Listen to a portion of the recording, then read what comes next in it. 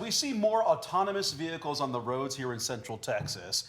There are growing calls for more transparency and stronger safety measures. Yeah, today a panel of state lawmakers held a hearing to look at the deployment of driverless cars and trucks on Texas roads. Our Daniel Perot is here. And Daniel, there were a lot of eyes on this hearing.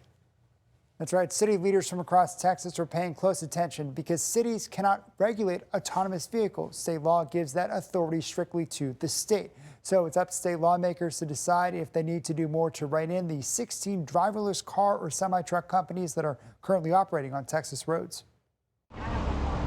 Just about everywhere you look in Austin, you can find them. On my trip in, I probably saw a half a dozen Waymo. Automated cars and trucks taking Texas roadways by storm. I see a truck that's going, let's say the speed limit, but it's 80,000 pounds, nobody's in it.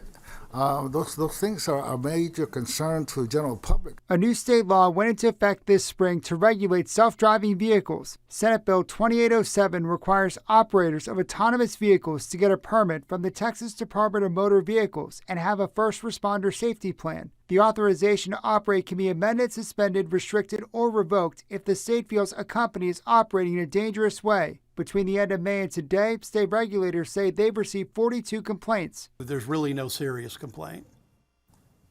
Not that I've seen to date, sir. Yeah.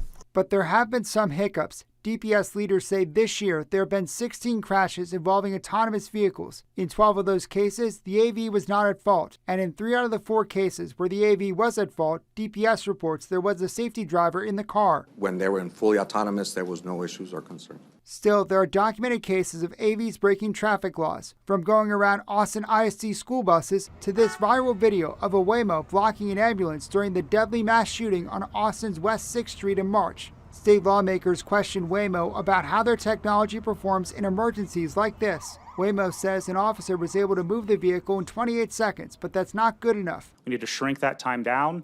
And I think we've done a ton of work from a software perspective and operational perspective on doing just that. Local police departments also have concerns. AVs can get traffic violations like any other driver, but Austin Police Lieutenant William White says issuing them is a challenge because state law requires a driver to sign the citation, promising to appear in court. Obviously, the AVs cannot sign a ticket or be arrested. Since November 2024, APD has issued 8 citations to AVs. White says he hopes state lawmakers will change the law to allow them to mail AV companies those citations. We believe AVs should be accountable for their driving behavior the same way Texans are. We need a way to cite the AVs that is similar and less burdensome. But AV industry leaders want state lawmakers to slow down. They praise the new regulations that are now in effect and are urging lawmakers to wait to see how they play out before adding more laws. This will ensure that any future adjustments are informed by real-world experience rather than speculation.